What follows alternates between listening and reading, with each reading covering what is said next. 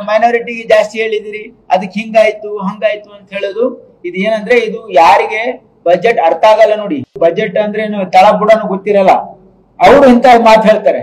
ಅವ್ರಿಗೆ ಕೇಳಿ ನೀವು, ಅವ್ರಿಗೆ ಫಿಸಿಕಲ್ ರೆಸ್ಪಾನ್ಸಿಬಿಲಿಟಿ ಆಕ್ಟ್ ಅಂದ್ರೆ ಗೊತ್ತಿದೆ ಕೇಳಿ ಅವ್ರಿಗೆ, ಯಾರಿಗೆ ಅಪೋಸಿಷನ್ ದವರಿಗೆ.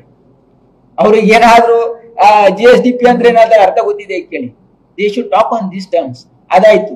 ಬೇರೆ ನಿಮ್ಮ ಎಲ್ಲಿ ನಮ್ಗೆ ನಾವು ಅವ್ರು ಏನ್ ಕ್ರಿಟಿಸೈಸ್ ಮಾಡ್ಬೇಕಾಗಿತ್ತು ಅಂತಂದ್ರೆ, ಇಲ್ಲಿ ನಮ್ಮ ಹಿಂದಿನ ನಮ್ಮ ಬಜೆಟ್ ನಲ್ಲಿ ನಾವು ಟಾರ್ಗೆಟ್ ಇಟ್ಕೊಂಡಿದೀವಿ, ರೀಚ್ ಆಗಿದೀವಿ ಇಲ್ಲೋ, ಯಾವ ಇಲಾಖೆಯಲ್ಲಿ ಏನ್ ಖುದ್ದಾಗಿದೆ, ಯಾವ ಇಲಾಖೆಯಲ್ಲಿ ನಾವು ಸರಿಯಾಗಿ ಹಣ ಬಳಕೆ ಆಗಿಲ್ಲ, ಆಮೇಲೆ ಈ ವರ್ಷ ಯಾವ ಇಲಾಖೆಗೆ ಎಷ್ಟು ಹಣ ಕೊಡ್ಬೇಕಾಗಿತ್ತು ಅಂತ ಏನಾದ್ರು ಅವರು ಕ್ರಿಟಿಸೈಸ್ ಮಾಡಿದ್ರೆ I would have understood.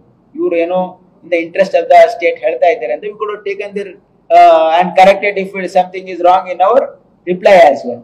But ಅವರು ಈ ರಾಜ್ಯದ ಜನರ ಹಿತಗೋಸ್ಕರ ಹೇಳ್ತಾ ಇಲ್ಲ, ತಮ್ಮ ರಾಜಕೀಯ ಬೇಳೆ ಬಯಸ್ಕೊಳ್ಳಿಕ್ಕೆ ಈ ರೀತಿ ಹೇಳಿದ್ರಿಂದ ಅದಕ್ಕೆ it doesn't carry any sense.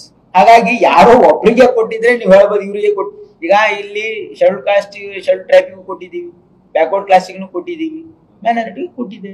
ತಪ್ಪೇನಿದೆ ಅದ್ರಲ್ಲಿ ಹೇಳಿ ನನಗೆ. ಏನ್ what is the violation you should tell. ಇಲ್ಲ ಬೇಕಾಗಿದ್ದ ಬೇಡ ಬೇರೆ ವಿಷಯ. You see this is budget. ನಾವು ಬಜೆಟ್ ಅಲ್ಲಿ ಬೇಕಿದ್ರೆ ಅವರು ಅಸೆಂಬ್ಲಿಯಲ್ಲಿ ಚರ್ಚೆ ಮಾಡ್ಲಿ. ನಮ್ಮ ಬಜೆಟ್ ನಲ್ಲಿ ದೋಷಣೆ ಇದ್ರೆ ಯಾವ ಇಲಾಖೆಗೆ ಎಲ್ಲಿ ಹಣ ಕಮ್ಮಿ ಕೊಟ್ಟಿದೀವಿ, ಯಾವ ಮೊಬಿಲೈಸೇಷನ್ ಕಮ್ಮಿ ಆಗಿದೆ, ಎಲ್ಲಿ ಜಾಸ್ತಿ ಹಣ ಮೊಬಿಲೈಸ್ ಮಾಡಬಹುದು ಅಂತ ಸಲಹೆ ಕೊಟ್ಟರೆ ಕೂಡ ಅಕ್ಸೆಪ್ಟೆಡ್. ಇದು ರಾಜಕೀಯ ಪ್ರೇರಿತವಾಗಿರ್ತಕ್ಕಂಥದ್ದು.